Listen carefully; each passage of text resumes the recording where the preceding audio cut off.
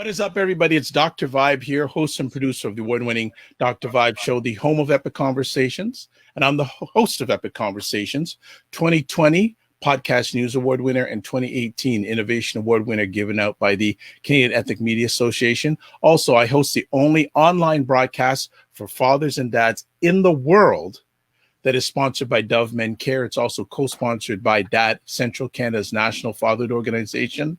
And another hat I wear once in a while is, I wear it a lot these days for some strange reason. I am the board chair of an organization called the Global Food and Drink Initiative. Its purpose is to showcase Blacks in the diaspora that are involved in the world of food, wine, and travel. And as always, I like to say you're blessed, highly favored, a magnet for miracles, and a solution for someone's problem. As you know, and if you don't know, I love having new friends on the Dr. Vibe Show platform. And we have another new friend. I had the pleasure of and honor of having him share a few weeks ago. I was doing something on Clubhouse, hosting a room about the future of work. And this young gentleman came in and he dropped some knowledge bombs. I said, look, we got to get you on the Dr. Vibe Show because you have information and evaluated experience that will be helpful to my audience. So we have him here today. So his name is Bill Caskey. He's a sales development leader and experimenter who has been improving B2B sales teams and executives since 1990. His philosophies and strategies have fueled explosive growth in sales and profits for his clients. He's passionate about sharing his ideas about selling, business, life, money, and meaning. His work expands beyond the B2B world and individual training and coaching. He's the author of a number of books, Same Game, New Rules, Rewire The Sales Mind, The Sales Playbook, to name a few.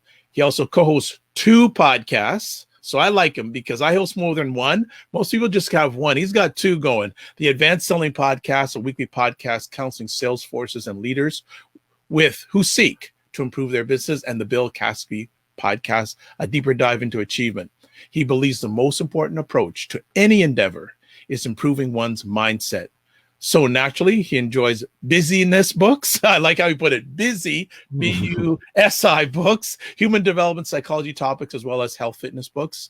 Quote, this is one of his quotes, "We owe it to ourselves to make it a lifelong habit of learning how to master our lives. Whether we're leaders of teams or members of sales teams, our audience relies on bringing out our A game to every field every day, to the field every day. It's incumbent upon us to spend a few hours a week in personal growth so we can be our best when the time demands. His success and passions are rooted into his family and community service. He spends time with his wife, Jane, his 2 daughters, Kelly and Kara, who work in Indianapolis and Denver. He's also the creator of the 2xgroup.com, a small group coaching program for B2B salespeople, and the world-class sales leader. Why am I not surprised by that? .com, helping sales managers and leaders inspire and motivate their teams. Let us welcome for the first time, but not the last time, Mr. Bill Caskey. How are you, sir? Dr. Vibe, it is a pleasure. I always know I'm in good hands when the countdown clock is in perfect sync with the music. Very Am I nice. the only one that's noticed that? Well, yeah, you're the first person who said that. So but it is, isn't it? It is. It's in sync. That is fantastic. How are we doing today? I'm great. I speak to you from the U.S., Indianapolis, Indiana, in the Midwest. We are home of the NCAA basketball tournament. All the games are played here, so we're all excited about that. So no, spring is here, and it's been a great last month or so. Great. Well, I have to be honest, I haven't watched a lot this year, but in the past, I used to be a huge college junkie when it comes to basketball. And actually, I went to some of the March Madnesses, actually saw some games in the Carrier Dome in Syracuse and Albany. So I haven't watched a lot of it, but who's going to beat Gonzaga? That's the question. I don't see anybody beating them. They're a picture perfect team. It's going to be hard to beat, but it only takes one night.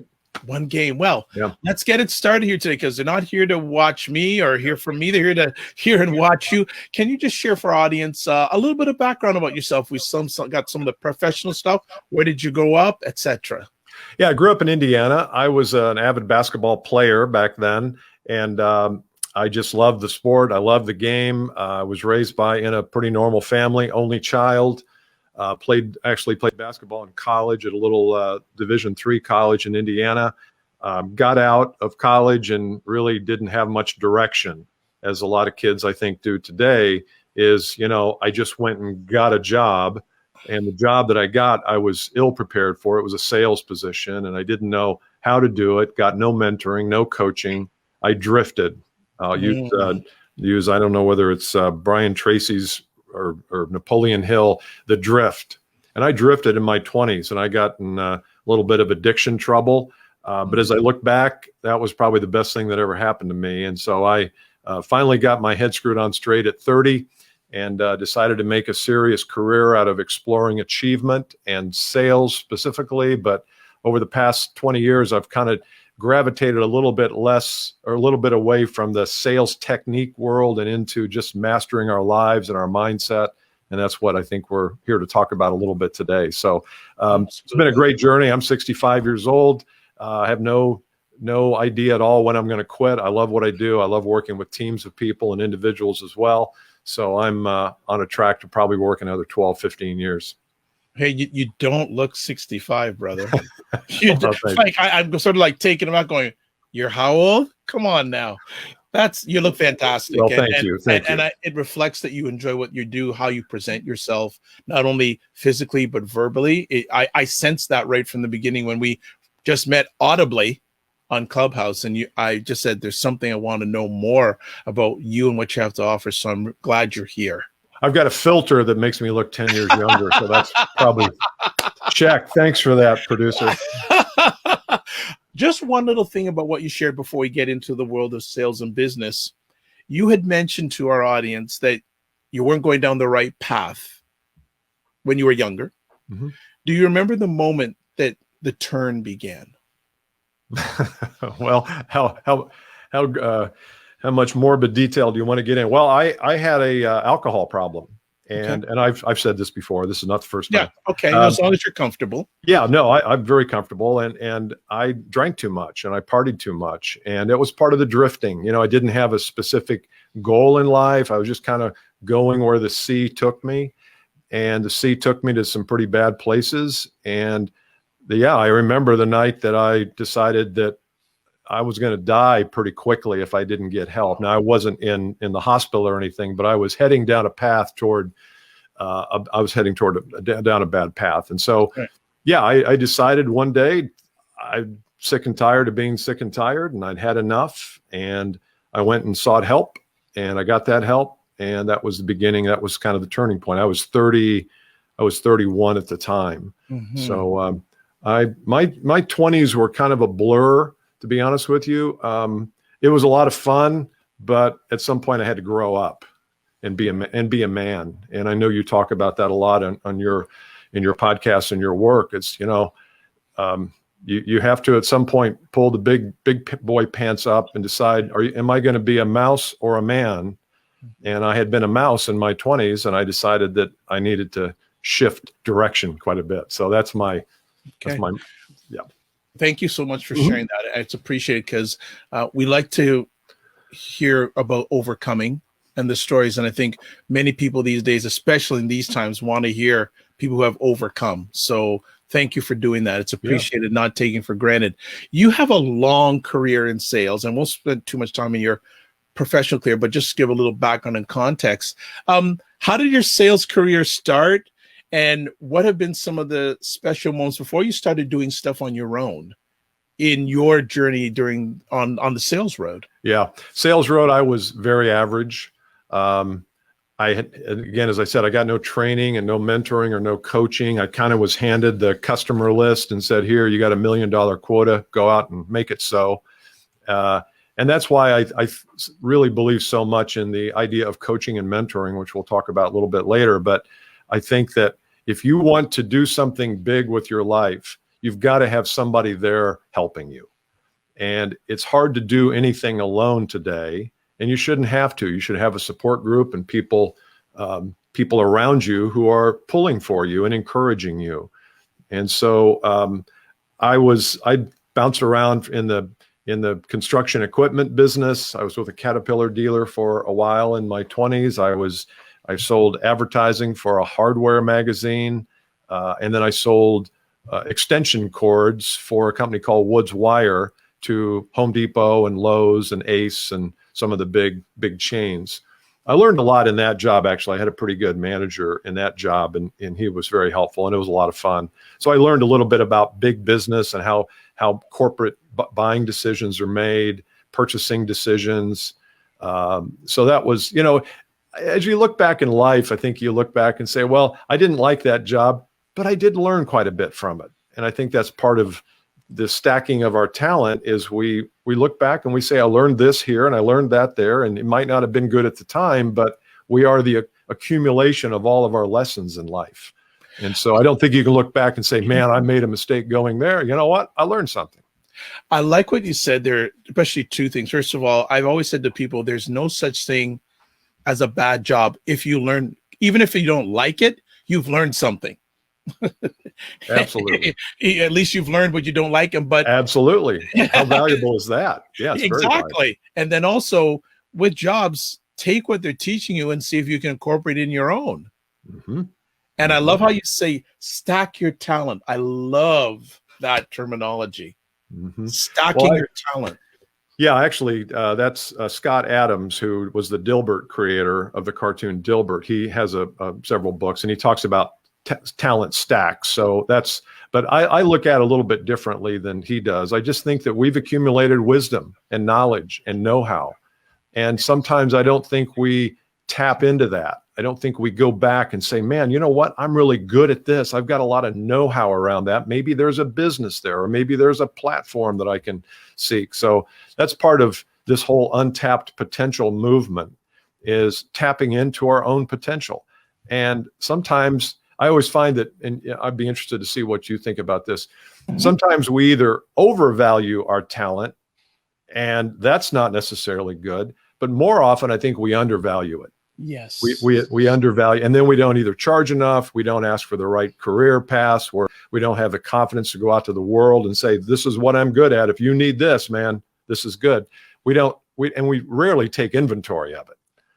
I fully agree with you. I think most of us undervalue, and especially appropriate when someone asks, when someone asks me to help them with their resume, I say, so what did you do at your last job? Nothing. I said, I didn't really do anything much. I'm going, so how do you think you're going to get another job if you can't tell me what you've done? Yeah. You're so on point there. We don't, my daughter is 26, and she'd probably kill me for saying that, but she's in a business. She's had 2 or 3 positions. Yeah. And I always tell her, and this is part of the untapped potential, you got to document what you know. How is anybody else going to believe you know anything if you haven't documented it in some way or created a portfolio around it? It doesn't have to be a book, but it could be a 1-page thing that says, this is what I've done. This is what I love to do. This is what I'm good at. And if you can't do that and communicate that because you don't know it, why is somebody going to pay you a lot of money to come to work for them, or a customer? I'm just bowing to what you're saying, because one of the things I tell people is create proof. Create proof. Bingo. Don't think about creating it when you're on your way. I mean, when you get there, on your way, you're creating proof. I love that. I'm going to write that down. That's my $1 million lesson for today. Yeah, create proof. So many people are only wanting to create something when they get to the end destination. Along the way, you're hitting benchmarks that can be shared with the world. Yeah. Create proof. It's the difference between a resume and a portfolio. Oh, here we go. Dive into this one. I'm ready here. Well, Go for it. I don't want to get you too excited too quickly. No, I am jacked. I'm fired up. And also here, just want to interject, Laura from Bear Slate, being sick and tired of being sick and tired is a real thing, especially now. We wear our big girl pants one step at a time. That's Laura and Nicole from Bear Slate. Definitely, I'm gonna have a feeling she's probably gonna call me out and say, we need to get Bill on our show. So don't be scared if they come your way. They're good people. Yeah, I think the whole resume thing has kind of lived its useful life, don't you think? I mean, if you are I told my daughter this. She got ready to apply for a position with a company she really wanted to work for, just out of college, and she had a resume. Now, a resume for a college grad ain't much. I mean, it's really what was your grade point average, which I don't know how important that is, but she created a little portfolio and put it into video with music, some of the trips she'd taken, some of the lessons she'd learned, and she got the job. And was it because of that? I don't know. They said it kind of was, but now you're separating yourself from all these other people that are delivering PDF resumes on a Word doc.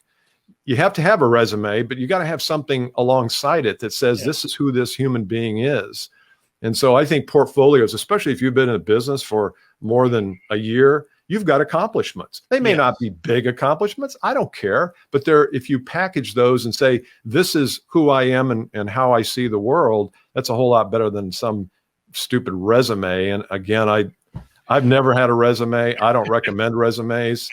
I recommend portfolios. But you got to build it, Yeah, it's so important what you're saying too, because for me, when I go out and share, especially with media and journalism students, if I'm chatting with journalism students and I say, well, you want to get into journalism? They go, yeah. I say, do you have a website? No. Okay, so if I want to hire you and I want to see some of your work, I have no place to go to. Yeah. Like I want, and also, and I'm beginning to bring some co-op students on board. And I'm asking them, I want them to come to ideas to make themselves better, but I also want to make them better. So I want them to come with ideas because I just don't want them to sit there. I tell them, look, I want to find out what you want to do. I want to help your career, but I also want them to come with ideas on, hey, you've seen what I do. What ideas can make it better? Yes. Yes. Right. You've got all this education. There's hundreds and millions of it, but how can you either generate more revenue for me or save me time? Mm-hmm. Mm-hmm. It's hard to find people who think that way, though. It is, especially at 23. I mean, that's a big ask, but I bet you run across people and you say, "That's my person. Yeah, that's my lady. That's my guy right there." Like for me, if you and I have the same vision, if I have to train you, I don't care. As long as if you're learnable, teachable, and duplicatable, you're good with me. Mm-hmm. You're good with me. So and just as I predicted, Bear Slate's going to want you on their show. So within minutes, So I will certainly get the contact information of both of you. It's just a great example of how we can stand out. It's so important to be seen. Yeah. This is good. Yeah. This is good. Well, but as you can tell, I've already told Bill before he came on that the mic is open. So I'm already requesting a second appearance because him and I can go back and forth forever. But today, Bill wants to share about a specific topic, and I think it's really relevant in the times we're talking about today. He wanted to talk about your untapped potential. So, Bill, I'm going to let you drive the ship, and I'll come along with you. So please give us a start. Well, I'm happy to do that. I'd like to have this be a conversation too, as you stated earlier, because absolutely. After being in the coaching and training business for umpteen years, in the sales genre, is that how you pronounce that? It was very French. Genre. Very French, wasn't it? Actually, before I won't go any further, people say they're not good at sales. So many people say they're not good at sales. Are many people making sales harder than it really is? Yeah. Yeah. Before you get into your journey, I want you to dive into that because I think it's an important point. Well, sales is. I even bought a URL the other day called Selling Made Simple. It was available. It was available as a .live or a .club. It was not .com, but Doesn't matter. But yeah, people do. They overcomplicate it, and unfortunately, sales managers have emphasized the behavior, have emphasized skills and behavior. And I don't emphasize that. I emphasize strategy.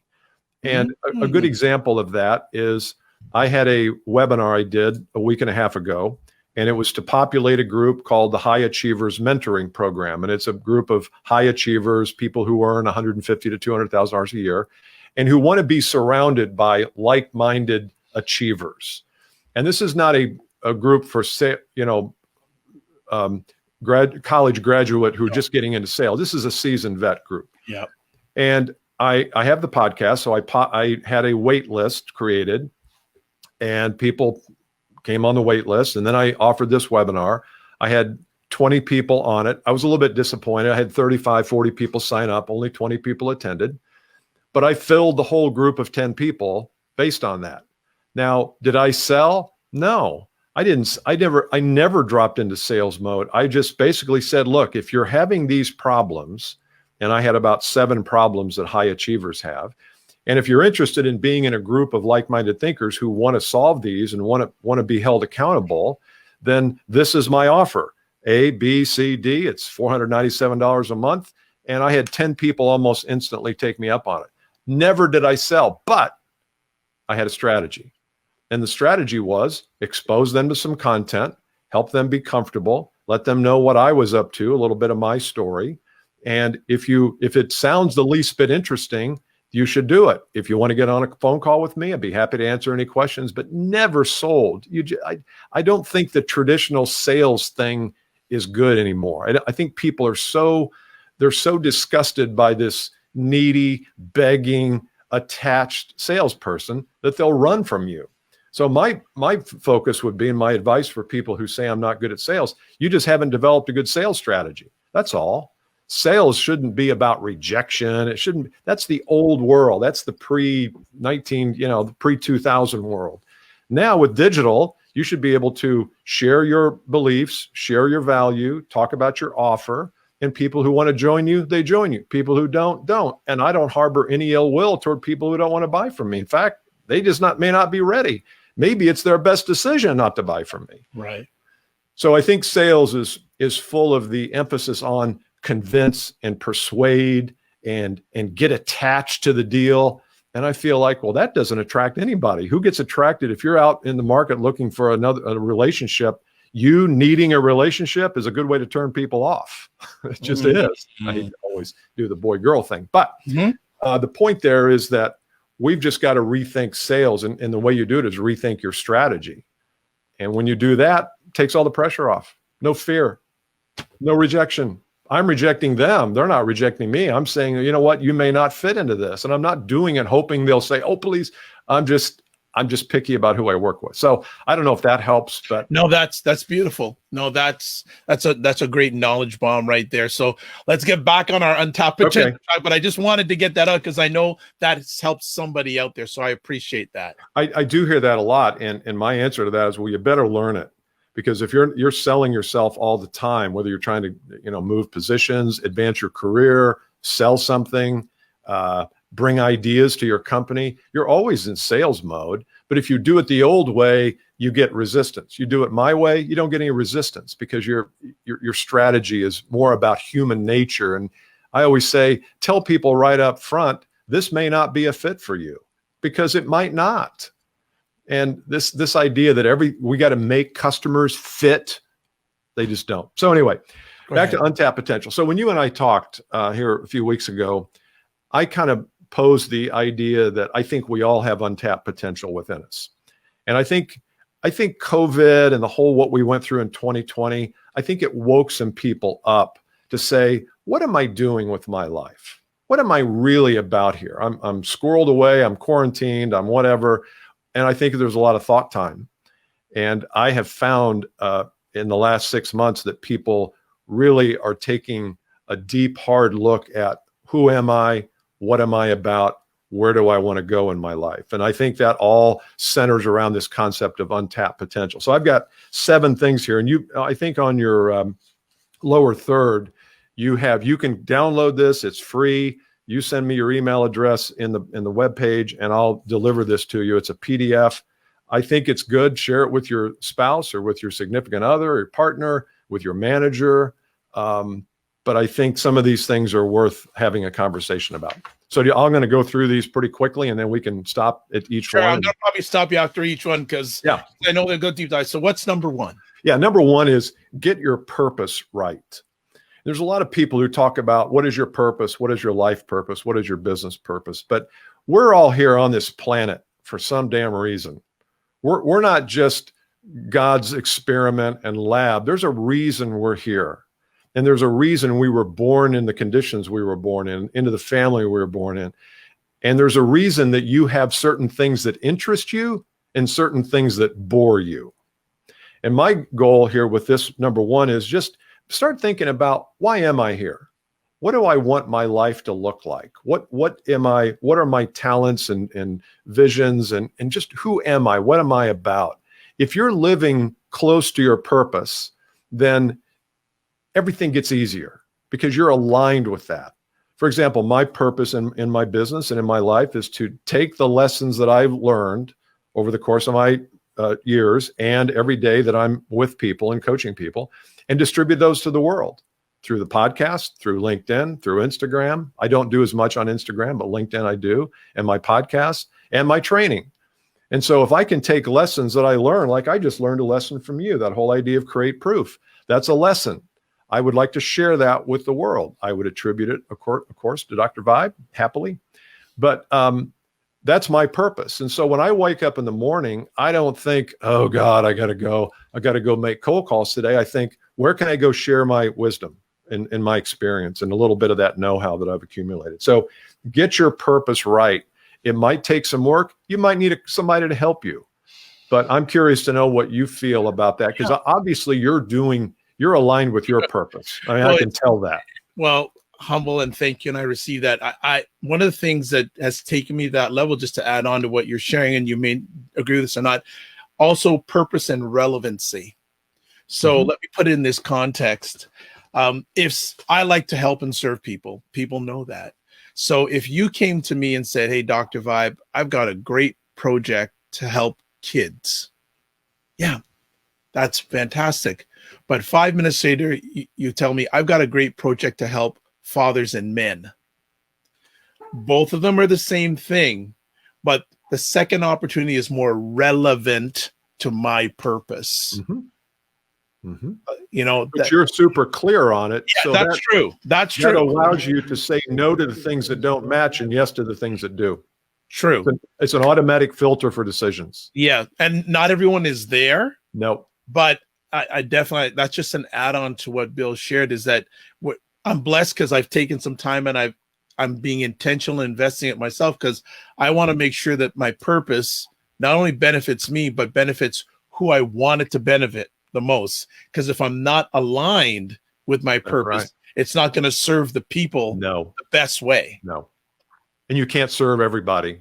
No. You may want to purpose too. you may want to do kids work, and I think that's noble too. But somebody else,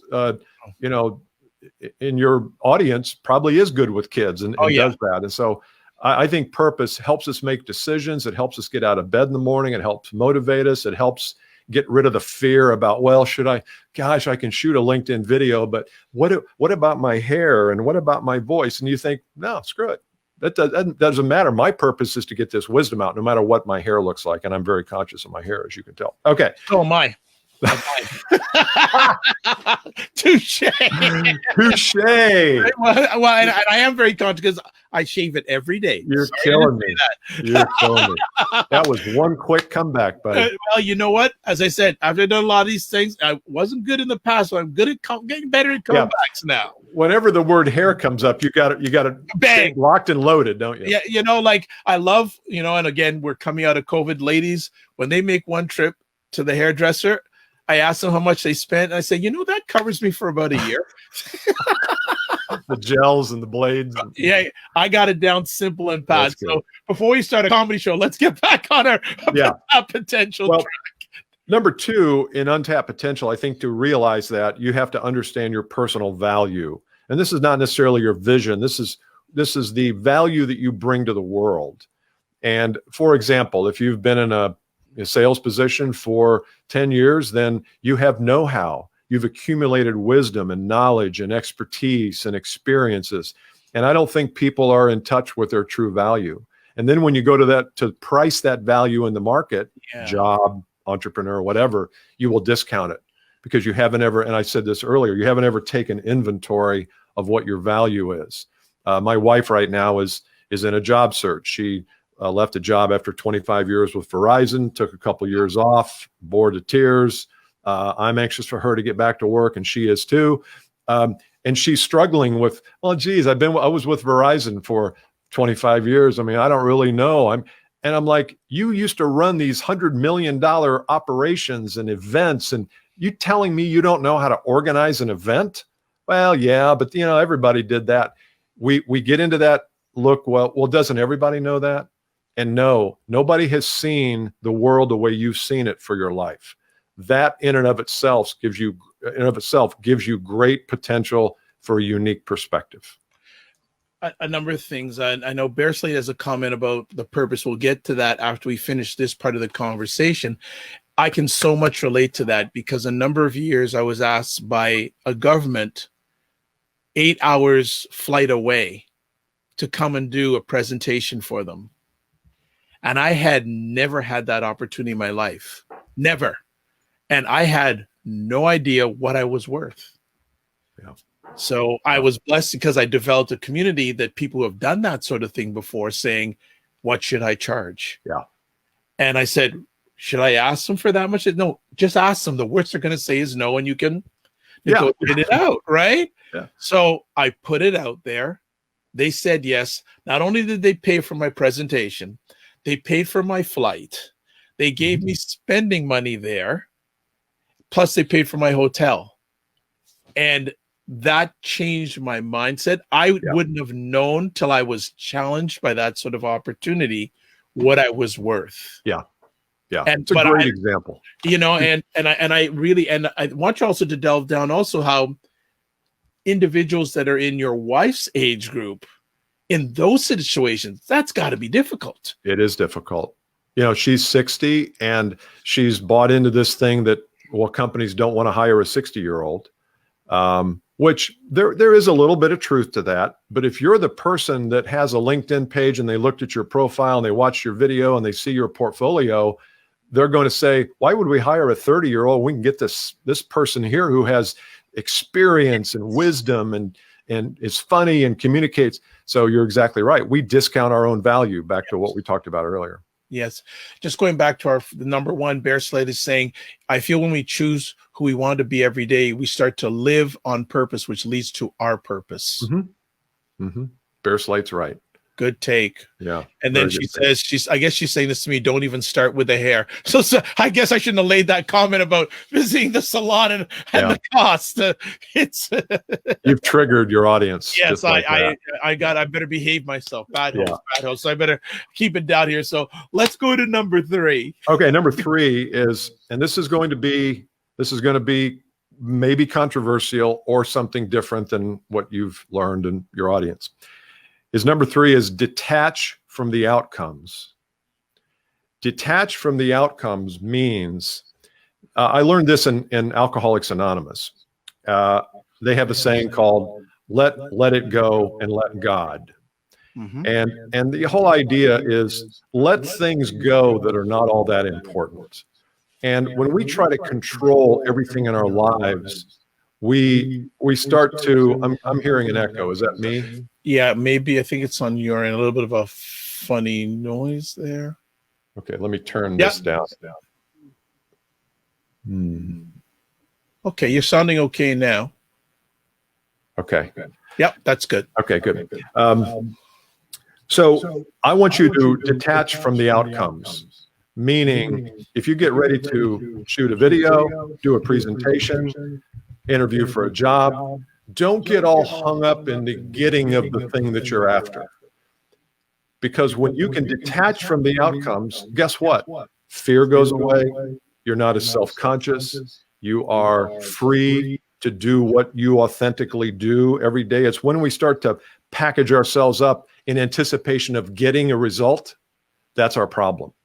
So this goes for sales presentations. It goes from webinars. When I did this webinar last week, I still go through a little 15-minute routine where I just emotionally detach from the outcome. If everybody comes and everybody leaves after 1 minute, okay, I learned what I said in that minute. I won't say that again. Kind of back to your lesson thing.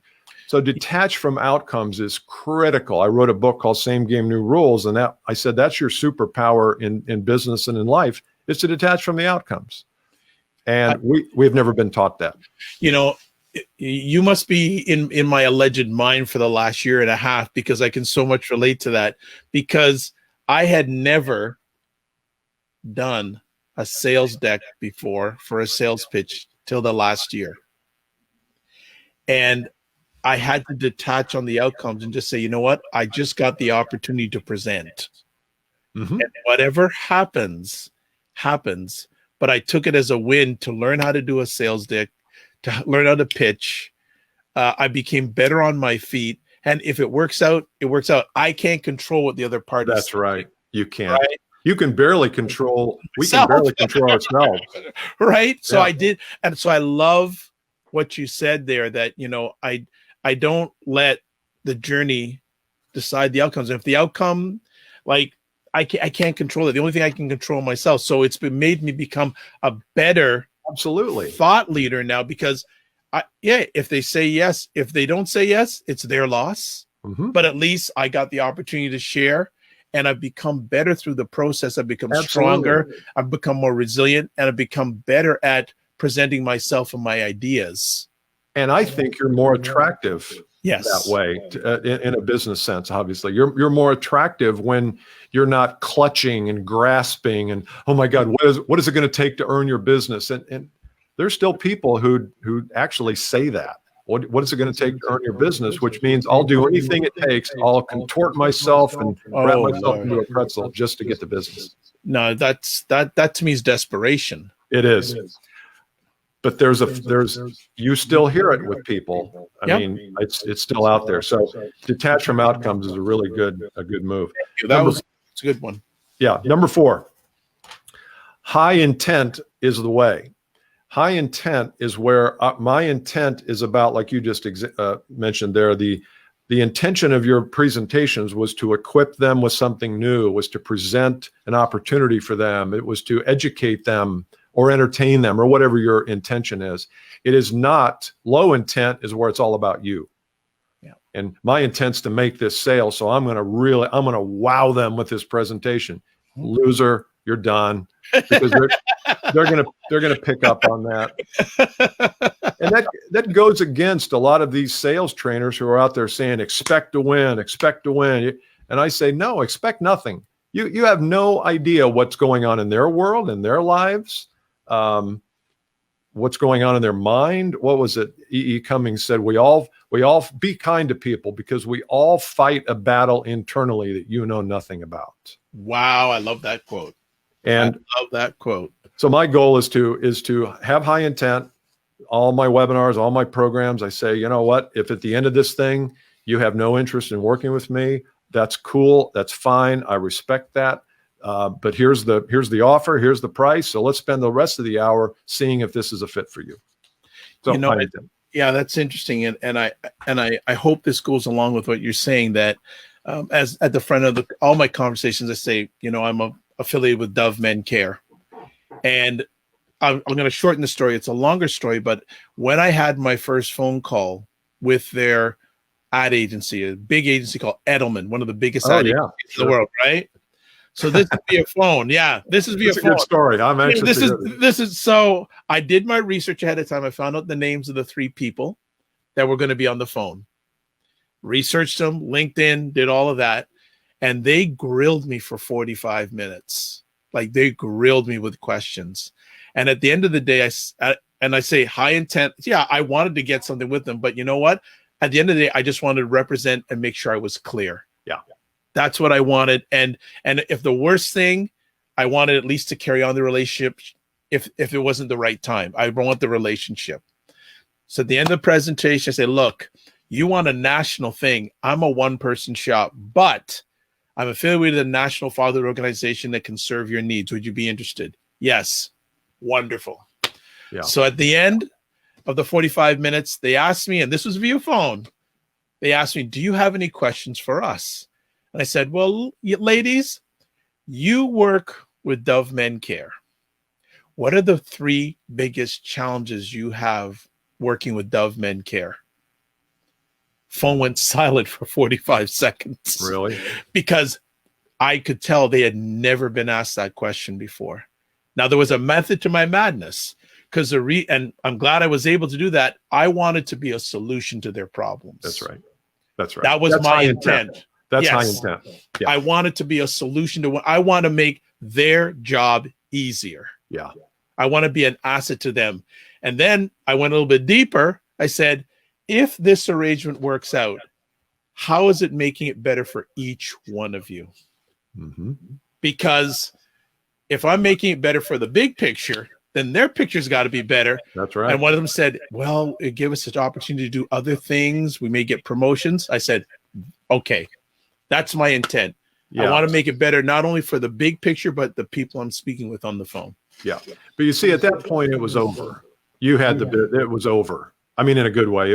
They were done. It's like, okay, this guy cares about our business. He cares about me personally. He answered all of our questions. This thing is over.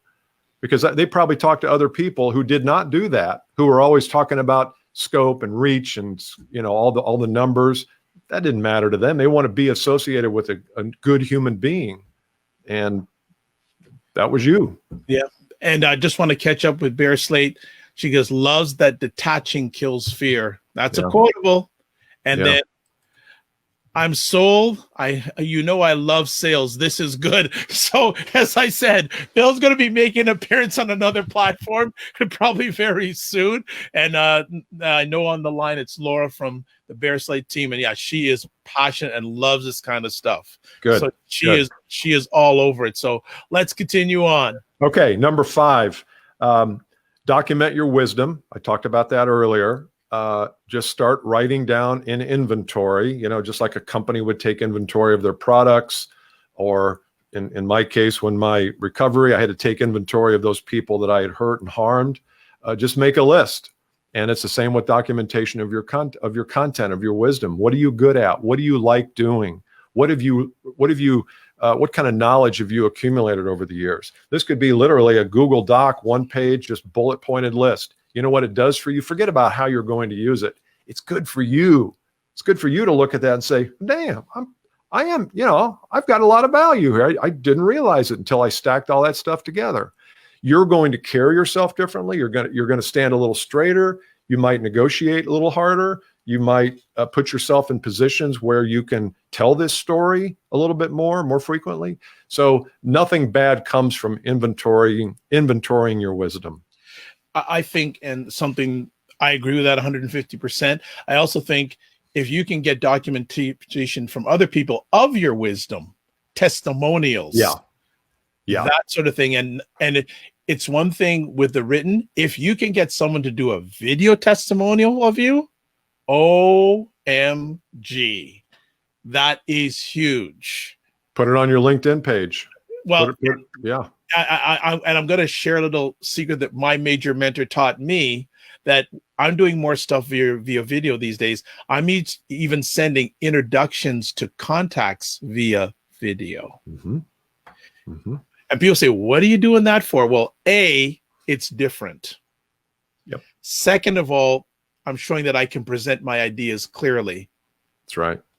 And 3, I'm making it very personal. You can always just do an email, but if you can present yourself succinctly in like in a minute and a half and 2 minutes, they go, wow. Yeah. So document yourself. You're going to either document does not necessarily mean just in writing. It could be video or podcast because you're either going to be your worst enemy or your best friend. Yeah. I'm going to leave it at that. I'm just going to leave it at that. So that's what I can share on that one. Yeah, no, that's good. So number 6, moving on here. And this is, I'm very partial to this idea of community and coach.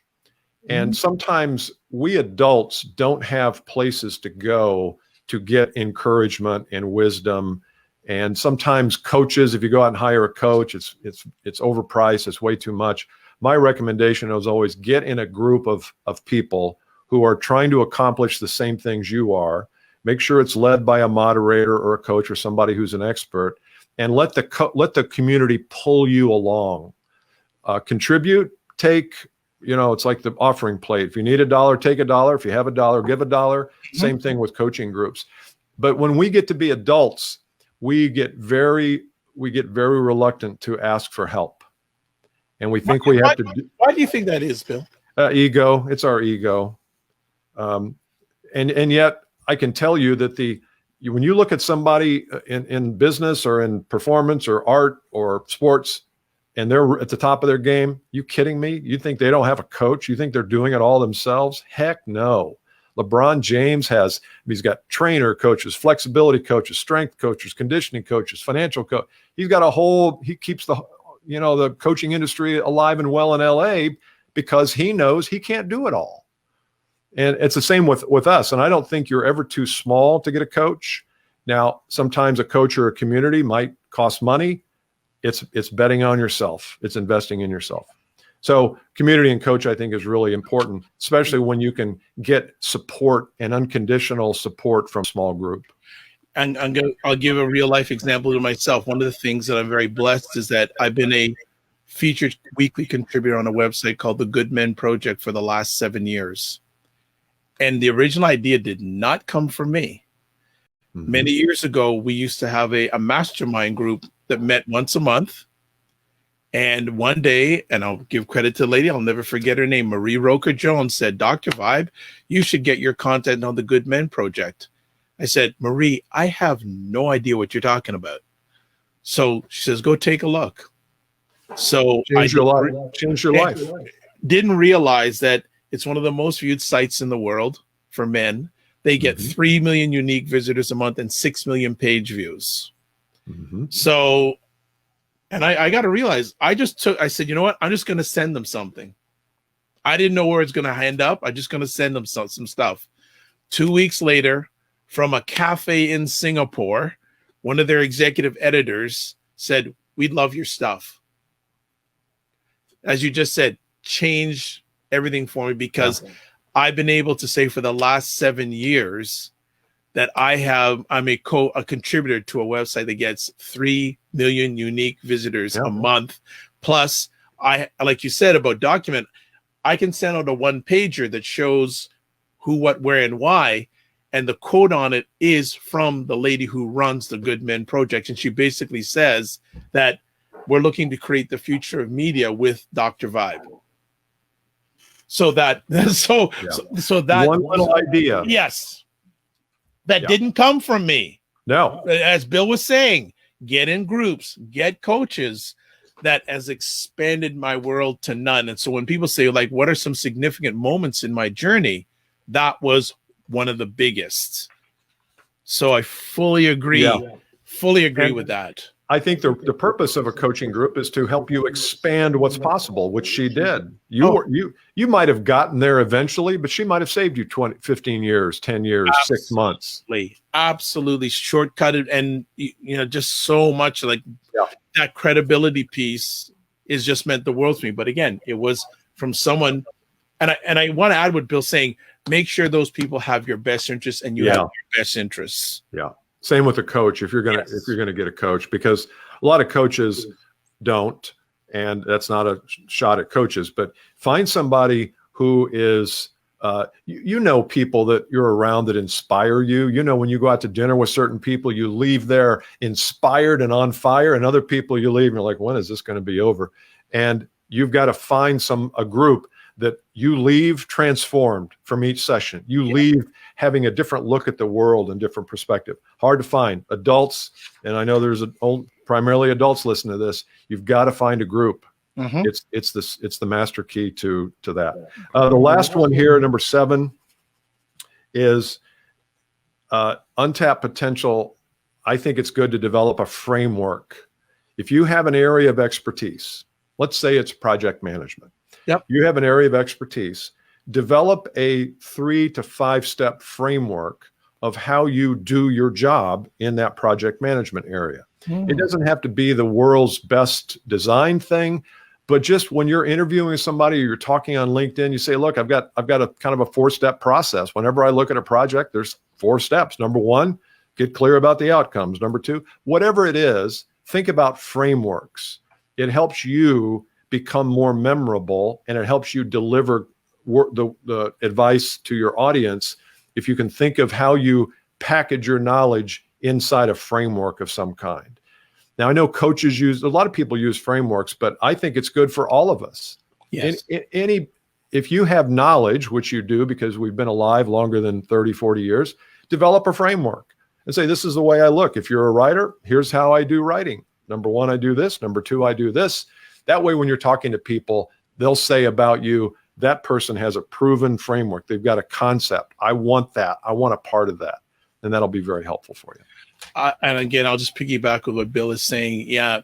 And also, if you can show proven results from that framework, that sets you apart from so many people that you've done it, you learn it, earn it, and teach it. Yep. Learn it, earn it, and teach it. Yeah, that's the problem sometimes in coaching is coaches can be good at, like if I wanted to hire a coach who has done what I want to do, that's kind of what I look. Is if somebody created a multi-million-dollar online business, then I want to be a part of it. But if they don't know how to teach it, I don't want any part of them, because they're just going to be sitting back saying, well, you got to do this and you got to do that. I want step-by-step instruction. So when you hire a coach, I'm going back to number 6 there. When you hire a coach, make sure that not only have they done it and they've achieved kind of where you want to achieve, but they know how to implement it. They know how to distribute that knowledge to you so that you can have a step-by-step approach. And the same thing with you. When you go out to find another job, another position, make sure you have a step-by-step understanding of how you deliver value. Well, those are incredible, and this incredible document. And we have it at the bottom here, billcaskey.com/untapped. He will send you that. So if you're watching it, you got it there. If you're listening to it on the replay, I've said it enough times. Bill, I have a quick question before we start winding it down here. Yeah. When someone comes to you for the first time and you start having a conversation with them, are there any common challenges they're coming to you with, or is it all over the place? Are you noticing some common themes that they're wanting to share with you when they first meet you? Yeah, that's a good one. Companies, when they come to me, a VP of sales or a CEO comes to me and they typically say, I've got a good team, got a good sales team in place, but we're not achieving nearly what we could. So there's untapped potential even within that team. That's typically what they say. They don't say I got rotten people. They say we got good people, but we're not hitting on all cylinders. When an individual comes to me and wants to join or consider joining one of my small group coaching initiatives, they usually say similar to that. They've got untapped potential, but I don't want to work twice as hard to make twice as much.